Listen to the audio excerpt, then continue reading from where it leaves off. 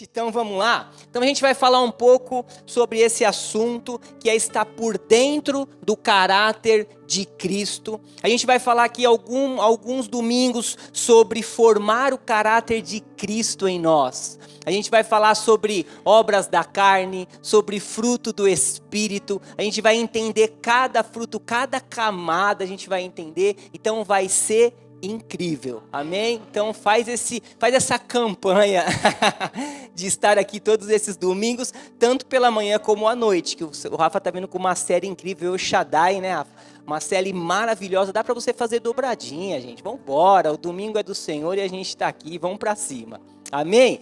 Então é isso aí, então hoje o tema que nós vamos começar é esse, caráter e reputação. A gente vai falar sobre esse assunto hoje. E caráter, querido, a gente pode falar que o caráter, o caráter de uma pessoa é construída desde o berço.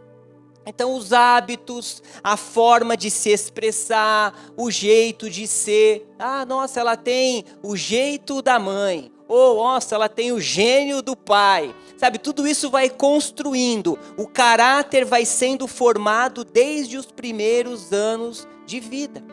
E o nosso caráter cristão, ele não é diferente. Porque quando nós nascemos de novo, quando nós somos feitos nova criatura, o caráter de Jesus passa a ser impresso em nós. Então, o jeito de ser, os hábitos, a forma de se expressar, o jeito de falar, precisam ser parecidos com o de Jesus. Lembra Pedro, naquele momento que ele estava lá fugindo, que ele vai negar Jesus, e o pessoal fala para ele, esse estava com ele, porque o jeito dele falar o denuncia, né? O jeito dele falar, ou seja, ele já começava a estar sendo impresso nele o caráter de Jesus. E querido, vai ser lindo o dia que as pessoas vão olhar para a gente vai ser denunciado por ser cristão, por ser filho de Deus, por Jesus estar tão impresso em nós, que as pessoas vão falar, esse aí não precisa de uma camisa escrito sou crente, né, uma Bíblia debaixo do canto, para todo canto que você andar, não, pelo menos olhando para você, as experiências que você passa, já vai ver o caráter de Cristo impresso em você. E em nome de Jesus, é isso que nós vamos buscar ao longo desses domingos aí, tá bom? Então vamos lá, o primeiro texto que eu quero ler com você aqui é Romanos 5, versículo 1. Diz assim, tendo sido, pois, justificados pela fé, temos paz com Deus, por meio do nosso Senhor Jesus Cristo, por meio de quem obtivemos acesso pela fé a esta graça, na qual agora estamos firmes, e nos gloriamos na esperança da glória de Deus. Não só isso, mas também nos gloriamos no quê? Nas tribulações. Dá um glória a Deus aí. É isso aí, aleluia. Porque sabemos o quê? Que a tribulação, ela produz perseverança. E a perseverança, um caráter aprovado, que é um caráter maduro, né? Uma experiência. E o caráter aprovado traz a esperança. Gente, entenda o que a tribulação, para nós que estamos em Jesus, não é para a morte, não é para a nossa destruição. A tribulação com Cristo é para crescimento, é para a gente amadurecer, é para a gente se tornar mais e mais semelhante a Ele. Às vezes vai dar aquela espremidinha, né? Às vezes vai apertar aquela porca um pouquinho mais, vai doer um pouquinho, mas é para a nossa transformação, é para o nosso crescimento. Até porque o pastor Hélio sempre fala isso, não é sobre o que eu estou passando, mas com quem eu estou passando. Não importa o que nós estamos passando, mas com quem nós estamos passando. Porque apesar de tudo que nós passamos, como o Rafa disse aqui, nós somos mais que vencedores. Foi feita uma obra para mim e para você. E há uma grande diferença entre eu e você passarmos por uma tribulação e entre as pessoas que não conhecem Jesus. Porque quem não conhece Jesus, o primeiro problema, a tribulação, a pessoa larga tudo, desiste, entrega o casamento, fecha a empresa e faz tantas outras coisas. Mas nós que estamos em Jesus, nós sabemos que não importa com o que nós estamos passando, mas que Ele está com a gente. E essa tribulação vai te tornar ainda mais forte e você vai começar a ver o caráter de Jesus sendo impresso na tua vida. Amém?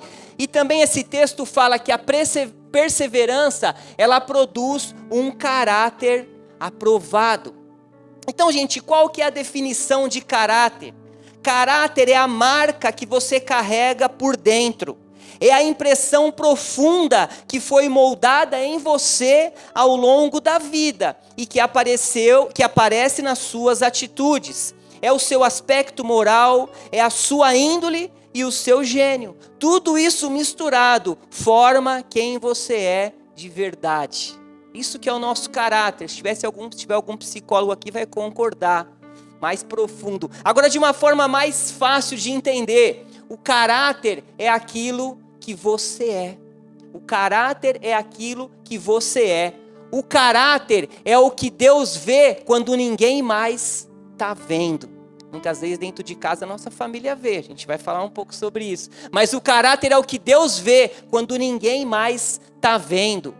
Caráter é quem você é no escuro, não quem você finge ser na luz. Isso é o nosso caráter. E a gente precisa entender que na nossa caminhada com Jesus existem alguns passos. E o primeiro passo é o quê? É me tornar uma nova criatura. Então, quando nós nos tornamos nova criatura, o que acontece? Nós somos salvos, né? Somos justificados. Esse movimento ele é instantâneo, acontece de forma rápida. É automática, eu sou liberto, eu sou justificado, eu sou perdoado, eu me torno um filho de Deus. E isso, o problema do meu espírito foi resolvido nesse momento. Mas o segundo passo é a transformação do nosso caráter, né? A renovação da nossa mente. E esse evento ele não é instantâneo.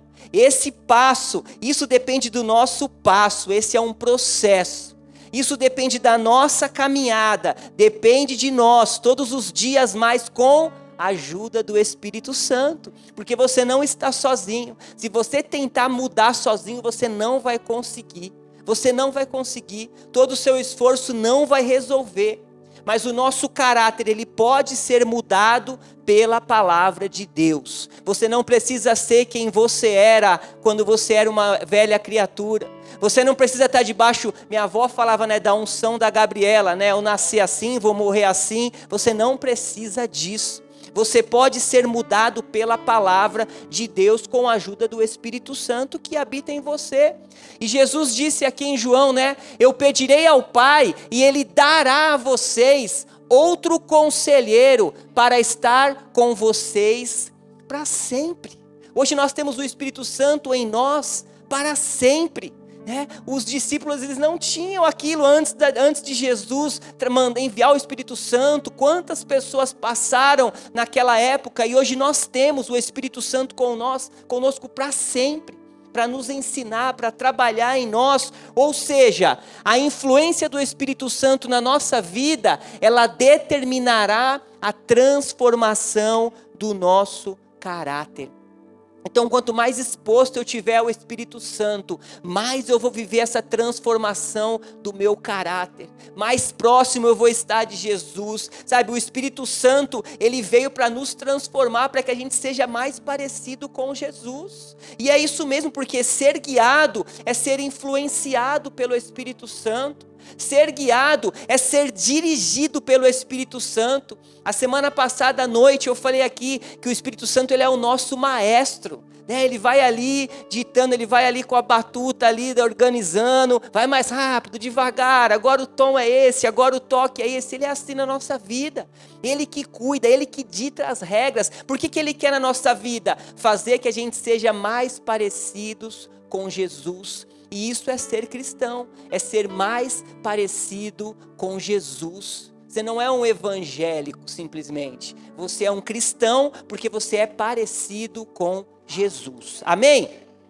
E o propósito maior do Pai é esse, que nos tornemos mais e mais semelhantes a Cristo. Amém? Quem quer se tornar mais semelhante a Cristo? Eu também, é o que nós mais queremos, isso é até o fim da nossa jornada, ser mais semelhante a Jesus. Amém? Abra a sua Bíblia e vamos entender um pouco então sobre caráter e reputação. Abre aí em 1 Timóteo 3.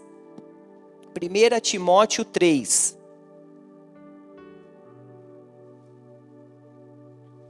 Eu nem falei, tem um presente aqui, até esqueci dele. Olha que caixa linda, hein? Quem der mais glória a Deus aí vai ganhar ele. Não é dos visitantes, porque tem um bem mais bonito para vocês que estão visitando lá. Vamos lá, 1 Timóteo 3, verso 1. Achou aí? Então vamos lá, começa assim o texto, ó. Esta afirmação é digna de confiança. Se alguém deseja ser um bispo, deseja uma nobre função. Só um parênteses aqui, esse bispo aqui que está se referindo não é um pastor 2.0 turbo, né, Rafa? Não é um pastor BID, né? Hoje é o carro do momento, né? O bispo, ele era uma função administrativa da igreja. Era alguém que organizava a igreja, que ia governar, que ia cuidar, que ia organizar a igreja. Era o pastor, né? Era o pastor, né? Como o Rafa ministrou a gente. E aí ele vem recebendo uma série de, através de Paulo, vem dando para Timóteo uma série de referências do que essa pessoa tinha que ter. E ele começa assim no verso 2, ó. É necessário, pois, que o bispo seja irrepreensível, marido de uma só mulher, moderado, sensato, respeitável, hospitaleiro e apto para ensinar. 3, não deve ser apegado ao vinho nem violento, mas sim amável, pacífico e não apegado ao dinheiro. 4 agora, ele deve governar bem sua própria família, tendo os filhos sujeito a ele com toda dignidade. Gente, aqui só um parênteses aqui, a nossa casa é onde o caráter cristão é testado. É na nossa casa que é testado. É lá onde ninguém está vendo que é testado. Eu me lembrei muito, minha mãe contava sempre a história daquele menino que uma vez chegou para o pai que era pastor e falou: pai, vamos morar na igreja, pega as coisas, vamos morar na igreja. Por quê, filho? Porque lá na igreja o senhor é tão bom. Aqui em casa o senhor bate na mãe, o senhor xinga, o senhor briga, o senhor fala palavrão. Lá na igreja o senhor é tão amoroso, é tão carinhoso, vamos morar para lá que vai ser melhor. Porque o caráter, nosso caráter, ele é testado dentro da nossa casa. E aí continua aqui no verso 5, ó. Pois se alguém não sabe governar sua própria família, como poderá cuidar da igreja de Deus? Não pode ser recém-convertido para que não se ensorbeça e caia na mesma condenação em que caiu o diabo. E o 7, também deve ter boa reputação perante os de fora, para que não caia em descrédito e nem na cilada do diabo. Gente, esse texto aqui, não vou entrar em todos os detalhes, recebeu um ensino muito legal do nosso pastor essa semana, mas o que eu quero te dizer é que esse texto fala claramente de uma pessoa de um caráter cristão maduro, de uma pessoa que tem uma boa reputação, mas também tem um caráter cristão maduro. Então, se a gente for ver a diferença entre um e outro, o que é? Reputação é o que as pessoas pensam que você é. E o caráter, como nós já vimos, é o que você é na realidade. Então a reputação, o que é? É o filtro bonito do Instagram. E o caráter é a verdade sem edição, sem máscara, sem filtro. Esses tempos eu marquei com uma cliente num café, não conhecia ela, só vi pelo WhatsApp e marquei com ela para atender. Cheguei lá no café, estou procurando a cliente. E aí, não vejo, aí eu olho, estava a camisa da empresa, aí vejo lá dando um tchau assim, aí eu olhei, às vezes eu sou meio lento também, e dei um tchau assim, achando que era cliente, que era da igreja, que era alguém, e continuei procurando. E daqui a pouco eu olho de novo, falo: Luciano, sou eu. Aí eu olhei e falei: pô, eu marquei com a filha, não marquei com a avó. Será que foi a avó que veio? Aí quando eu cheguei eu vi a realidade, que era o filtro. Era o filtro que tinha ali, que na realidade. Mas a reputação é isso, né? É o filtro bonito do Instagram, do WhatsApp. Então, Deus não se impressiona com o feed, Ele olha o nosso histórico, amém? Se você não entende de redes sociais, você não vai pegar. Mas assim, explicando melhor isso, gente, é como se nós tivéssemos duas vidas. Calma que eu não vou falar sobre reencarnação, nada disso, fica tranquilo. É como se nós tivéssemos aqui, em primeiro lugar, a nossa vida pública. A vida que nós mostramos para as pessoas, né? Isso pode chamar de reputação. É o que muitas vezes nós fazemos para impressionar as pessoas. E o exemplo claro disso é rede social. Tem lugar maior que a gente quer impressionar as pessoas nas redes sociais? No Instagram ninguém está mal. ninguém está devendo, ninguém tem o nome no SPC, você sempre está com dinheiro, sabe? Você sempre está bem, está todo mundo saudável, não é verdade? O cara vai lá, come nos melhores restaurantes e posta. A pessoa vai viajar, ela posta lá, tô em Riviera, tô no Rio, tô não sei aonde, mas o Ubatuba nosso de cada dia ninguém posta, ainda mais com chuva, porque é tudo muito bonito. Você vê lá na academia, Musa Fitness, só que não posta no dia seguinte, abraçada no pote de Nutella. Então tudo isso é para nos mostrar que isso é uma reputação, é a imagem que as pessoas têm da gente. E em segundo lugar, a gente tem a nossa vida privada, particular, aquela vida que lá dentro só o Senhor conhece. E isso podemos chamar do quê? De caráter. Porque o caráter é aquilo que fazemos quando ninguém está olhando. O caráter é o que você é mesmo quando ninguém está vendo. E aqui não tem como bloquear os stories, não tem como postar nos melhores amigos, não tem como apagar o histórico de pesquisa. E aproveitando em falar em histórico de pesquisa, vigia, hein? Se você apaga o histórico de pesquisa para sua mulher não ver, seu marido não ver, lá no histórico do céu, não tem como apagar não. Lá tá gravadinho, hein? Lá não tem jeito. Mas sabe qual que é o nosso problema? Nós estamos mais preocupados com a nossa imagem do que com o nosso caráter. E Jesus, ele sempre deu muita importância ao nosso interior. A proposta de Jesus sempre foi examinar o nosso interior, começar em nós uma transformação que vem de dentro para fora. Então ele não está preocupado com a nossa aparência, tanto que quando ele foi escolher Davi, quantos irmãos passaram por aparência, mas ele queria ver o que estava dentro, porque ele quer uma transformação do nosso interior.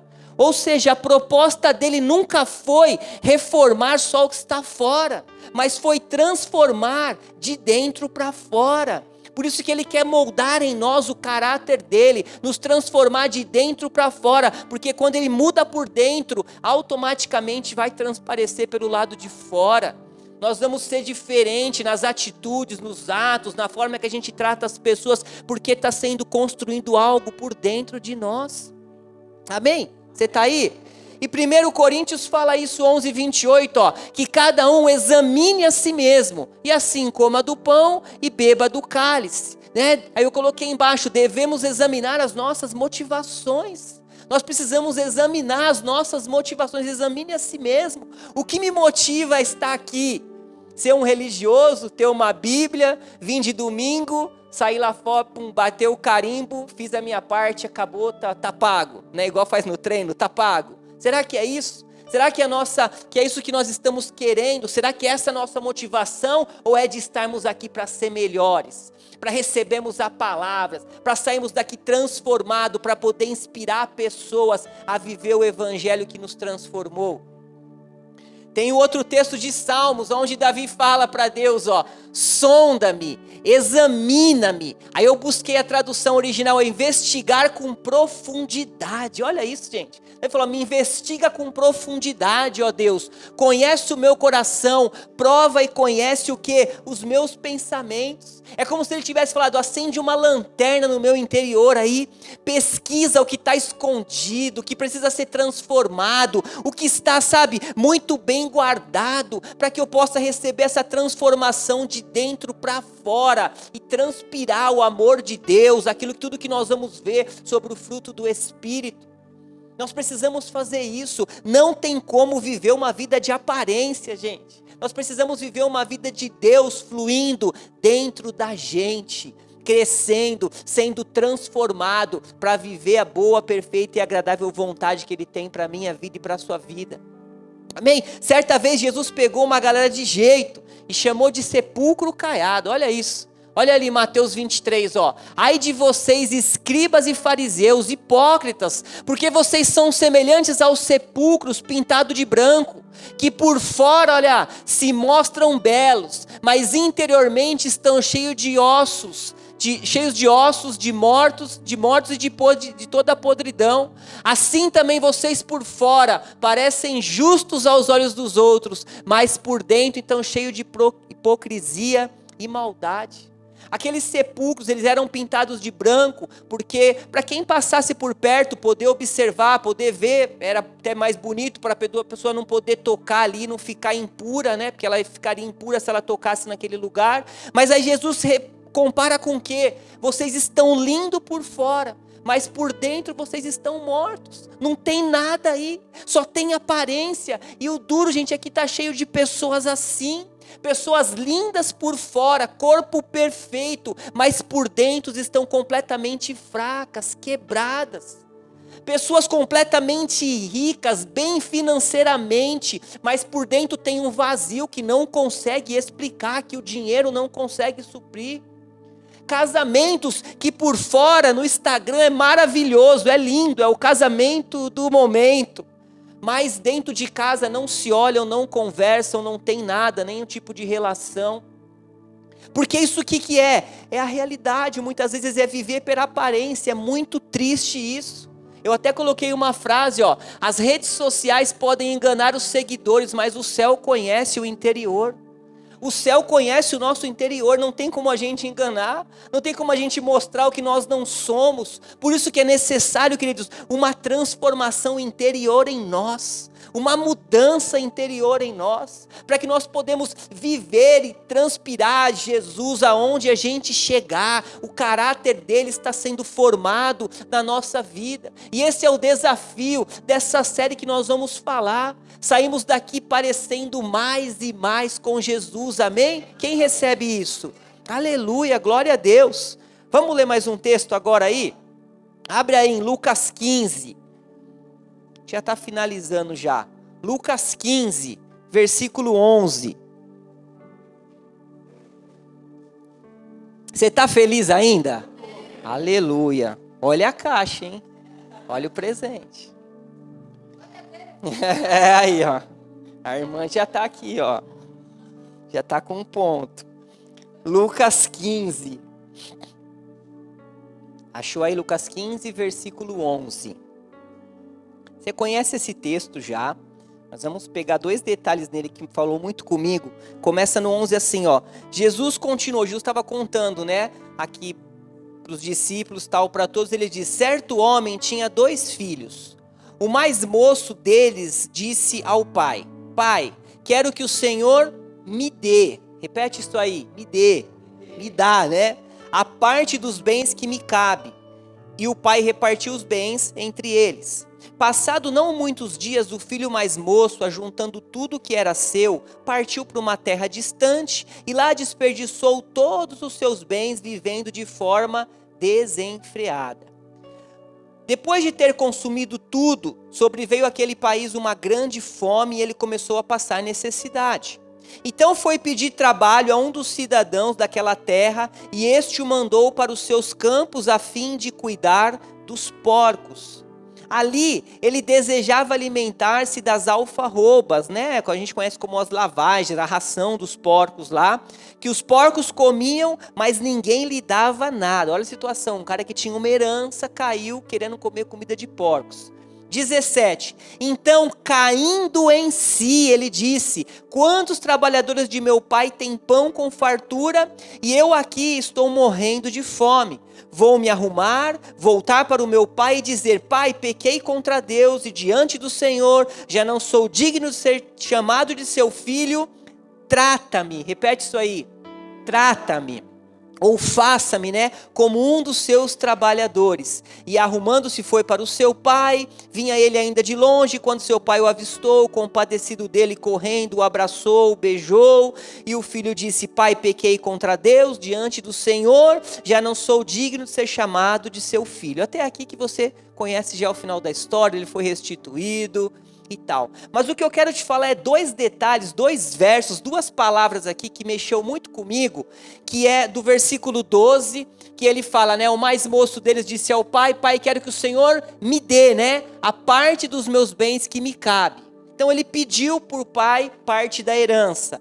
E no verso 19 fala que ele falando, né, já não sou digno de ser chamado de seu filho, então trata-me, ou seja, faça-me como um dos meus trabalhadores. Então, gente, quando a gente caminha na carne, é divertido por algum tempo. É prazeroso por algum tempo. Não tem como falar que não é.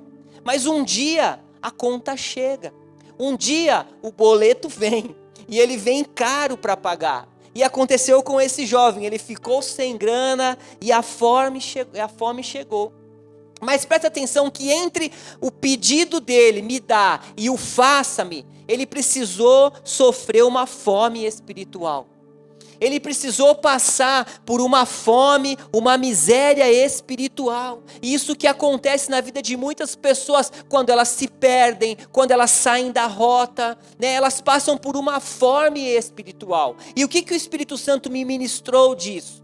Que às vezes nós estamos exaustos, falando por pessoas que se desviaram ou que se perderam, e a gente fica exausto, vamos na igreja, ei, vai lá hoje, vai ter encontro, vai começar uma série, vamos para a conexão, volta para Jesus, assiste esse culto aí, vem, você tem um chamado e tal, e a gente fala tanto, mas percebe algo aqui, que o pai, ele não estava atrás do filho, mas ele estava aguardando a volta dele.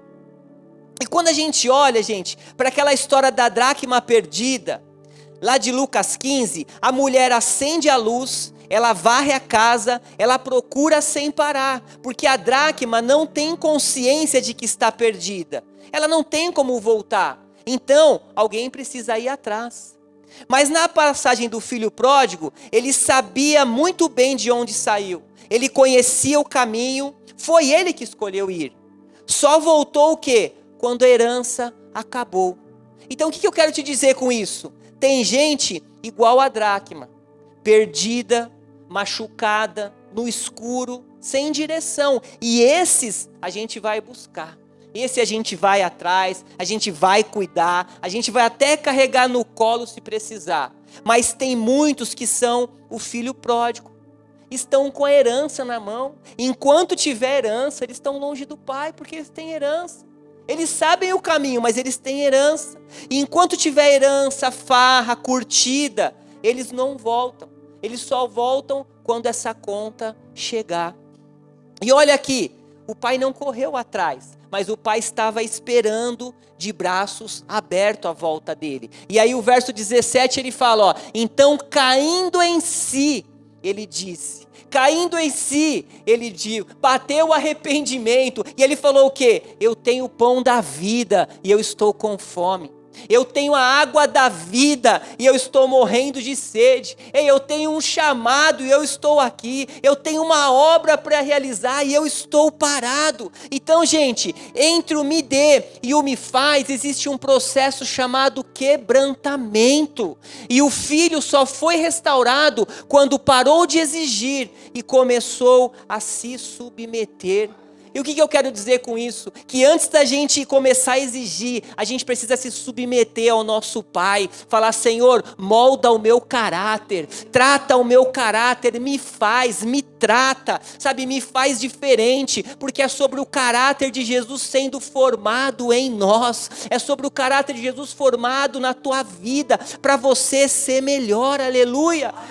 O Senhor não é mais só, a gente declarar, Senhor, não é mais sobre o que eu quero receber, é sobre quem que o Senhor quer que eu me torne. Essa é a nossa oração, Senhor, quem que o Senhor quer que eu me torne, né? Me faz parecido com Jesus, me molda o caráter, sabe, cria em mim, me transforma de dentro para fora. É isso que aquele rapaz ele fez, e é isso que nós precisamos fazer todos os dias. Senhor, molda o seu caráter em mim, eu me submeto a você, eu quero ser melhor, eu quero ser parecido com você, porque eu não dependo das coisas desse mundo, eu dependo da tua verdade revelada em mim, amém? Você pode dar um glória a Deus? Você pode aplaudir ao Senhor por isso? Aleluia! Glória a Deus! Aleluia! E fica tranquilo que você não está sozinho.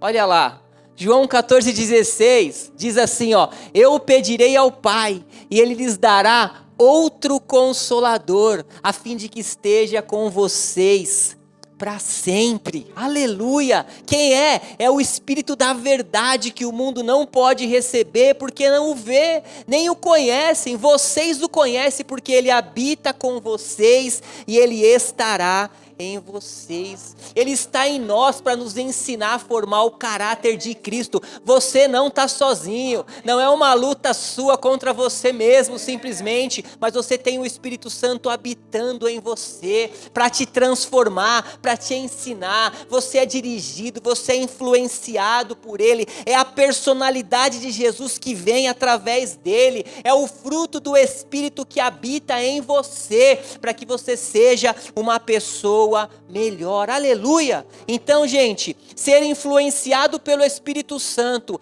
é permitir que a personalidade de Deus exerça comando na nossa vida, aleluia. É a personalidade de Deus em você, não é a sua personalidade mais, mas é a personalidade de Deus. E as pessoas olhando para você e falam: nossa, como você está diferente, hein?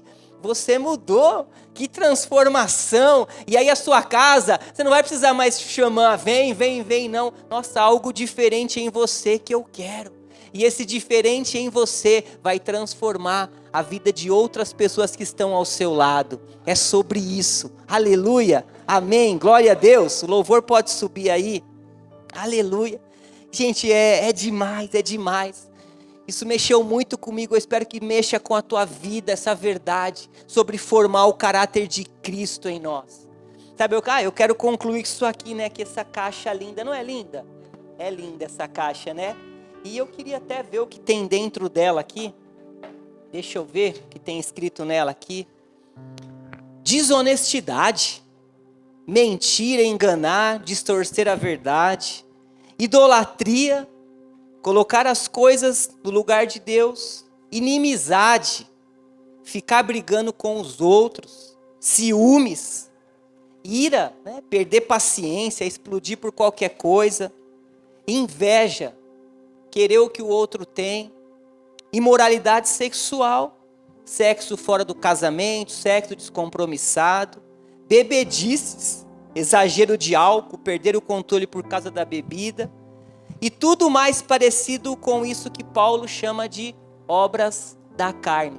O que eu quero dizer com isso? Às vezes tem pessoas que estão assim, lindas por fora, completamente aparentes por fora, lindas, mas por dentro ainda carregam coisas da velha criatura, ainda carregam obras da carne, sabe, que carregam coisas do passado, coisa da velha criatura, mas por fora ninguém percebe porque está tudo certo. Eu me olho no espelho e está tudo muito lindo, mas por dentro ainda tem coisas que precisam ser transformadas, que precisam ser arrancadas, que precisam ser, sabe, cobertas pelo poder de Deus. E como eu te falei, você não está sozinho. Tem uma outra caixa aqui, ó, menorzinha, mais simplesinha, mas vamos ver o que tem nela aqui.